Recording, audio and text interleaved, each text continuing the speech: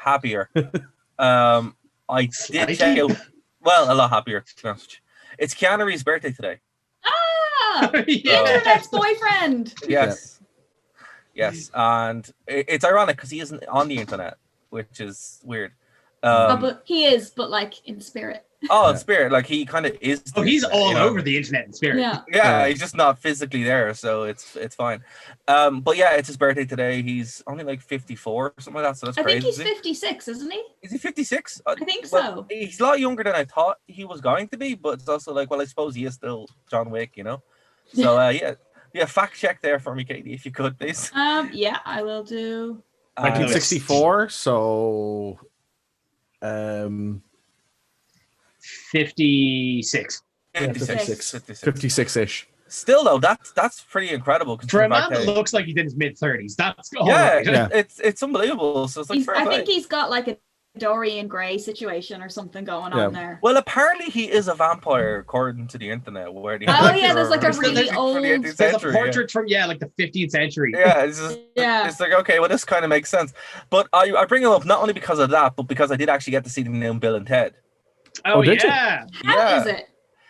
Right. I've been waiting for it for about 20 years. Now, I know it's been out for 30 years, but I wasn't cognizant of that fact when I was 5. That's or whatever. I remember really seeing Bill and Ted when I was like 10. So it had a big influence on me. And I loved Bogus Journey, right? Bogus Journey is one of my favorite films of all time.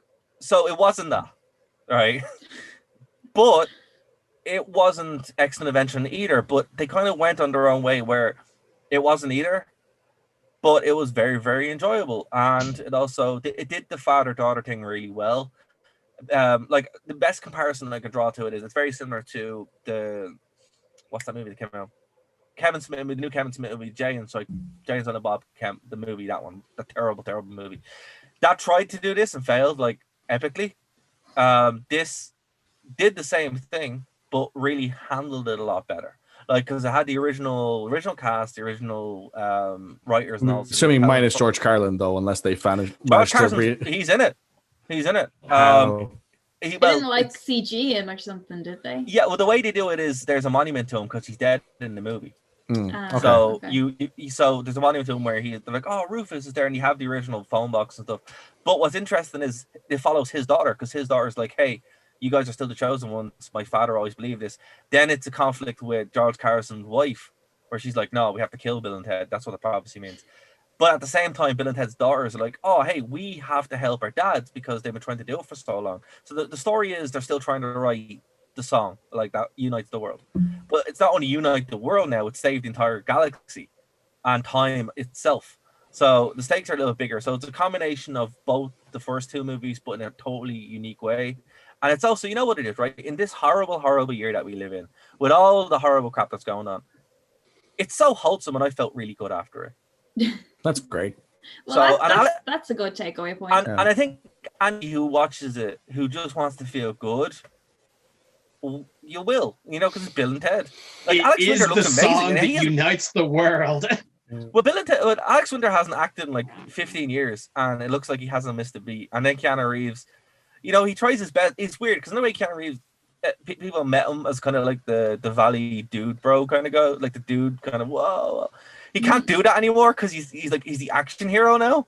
Yeah. So you're like, it's just weird. So it's the opposite of what happened when you see Speed, and you're like, why is Ted in Speed?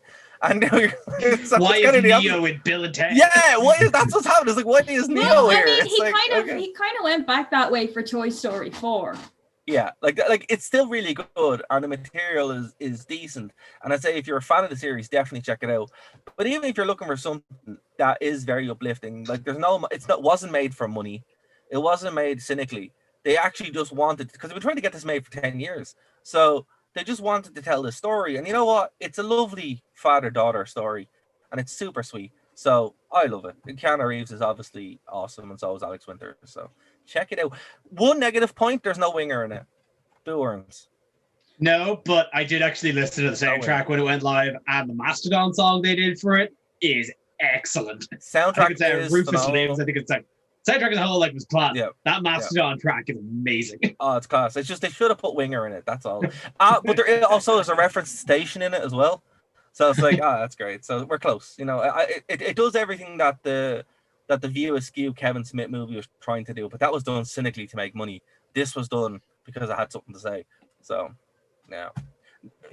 no bully Kevin Smith, but still, do better. Exactly. Do better. We're all very disappointed in Kevin Smith. We're all very disappointed.